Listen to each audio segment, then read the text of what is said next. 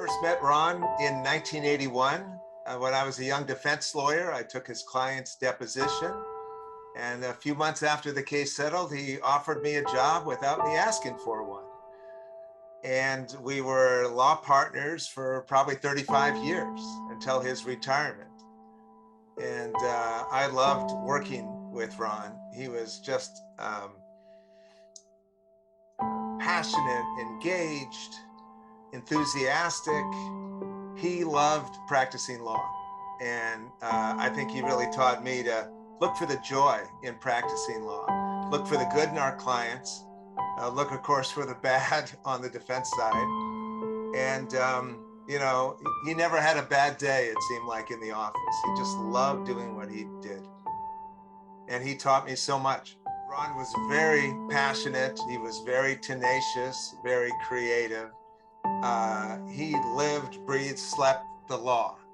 When I was a young lawyer, I made the mistake of bringing him to a Giants-Dodger game, and he wanted to talk about our cases the whole time. So that was the only time I brought him to a Giants game. He wanted to hear everybody's opinion about his latest case. He always felt he learned something from getting other people's perspective. He was just 100% in. And just very passionate about what we do as a profession. It's not just a job, and we have a duty to be professional with our adversaries and to be fiercely protective of our clients. And so he taught me that at an early age. On a case, we often went out of town. We actually had 2 trips to Japan and many trips all over the United States. And he would always find a place to play the piano. Not that he was invited. He would just look around, and if there was a beautiful piano, he'd start playing. And he was so good that no one ever told him to stop playing. A few people probably put a few dollars in the tip jar, but he loved playing the piano. He loved painting. He loved to sing. He was just a real larger-than-life guy who had so many talents and was just very enthusiastic about everything. What Ron loved about being a lawyer is just the fight and the challenges of it. If there's a roadblock put up, he was a master in figuring a way around it. And I know for a fact that he actually liked dealing with his adversaries too, and developed long-lasting friendships with many of them.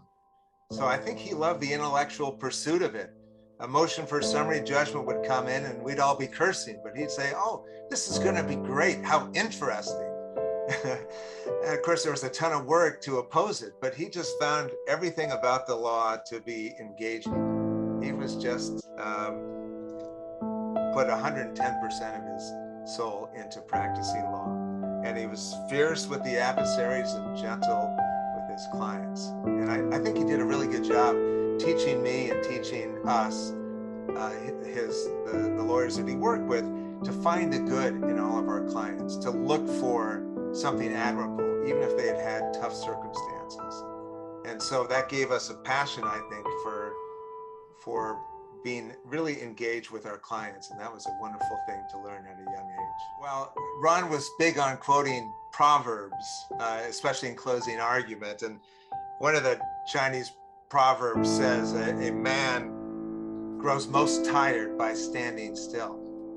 And that was the opposite of Ron. He was never standing still. He was always in motion, doing things. And I think he kind of exemplified that it's important to find the play in the work you do.